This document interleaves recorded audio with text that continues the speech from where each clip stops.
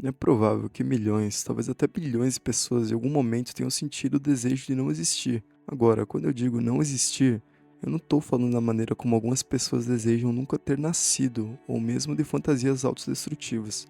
Não.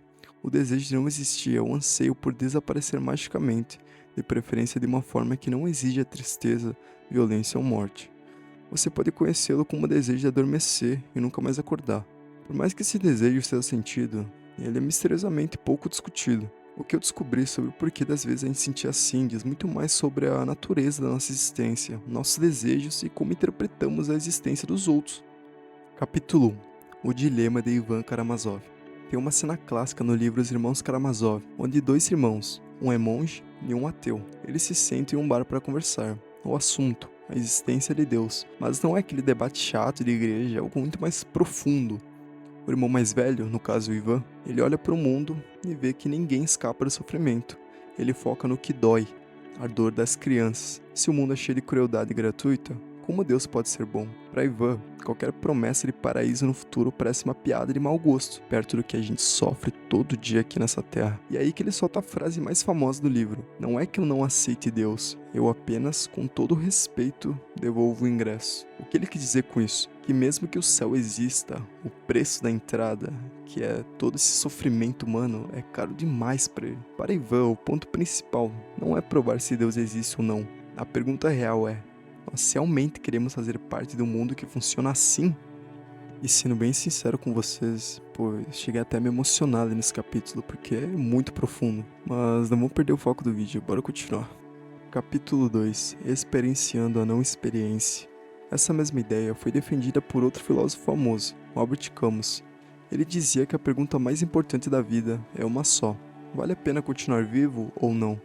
Quando a gente sente aquela vontade de sumir, logo pensa que é porque a vida perdeu o sentido ou ficou insuportável. E isso é muito comum hoje em dia, mas tem um detalhe aqui que quase ninguém percebe. Nem todo mundo que quer não existir quer de fato morrer. Parece confuso, né? Mas deixa eu explicar. O que essas pessoas buscam não é o fim de tudo, mas sim a não experiência. Elas não estão tomando uma decisão lógica baseada em fatos. É um sentimento psicológico muito complexo. No fundo, uma esperança estranha. A pessoa quer continuar viva, mas ao mesmo tempo quer que o mundo pare.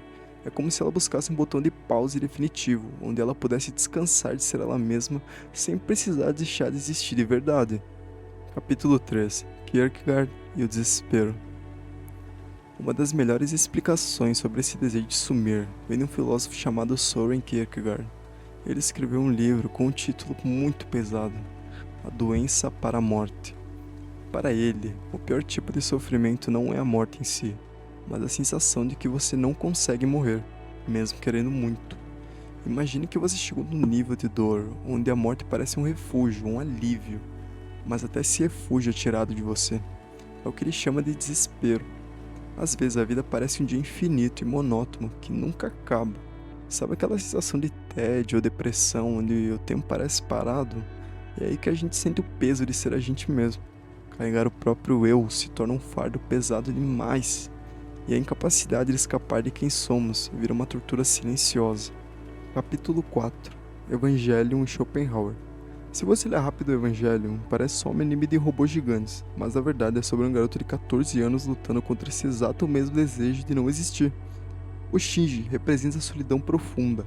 Inclusive, aqui é um fato muito interessante, tá?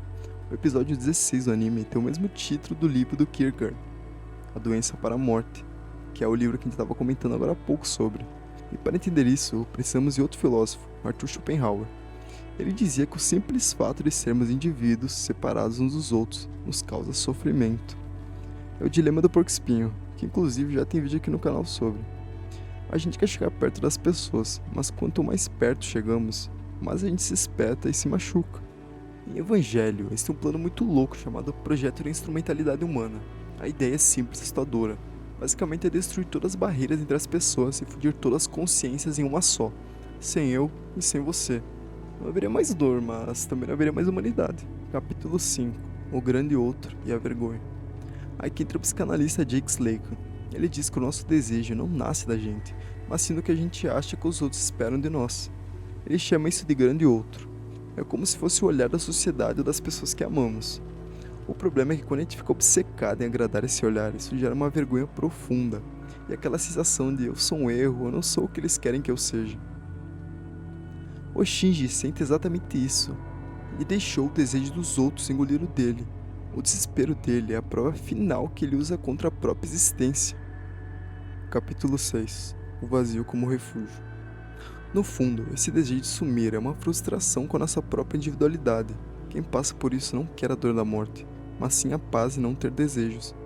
É a busca pela anestesia fria do nada. Para entender melhor isso na prática, a gente pode olhar os tanques de privação sensorial. São lugares sem luz, sem som e sem gravidade, projetados para recriar a sensação mais próxima do nada.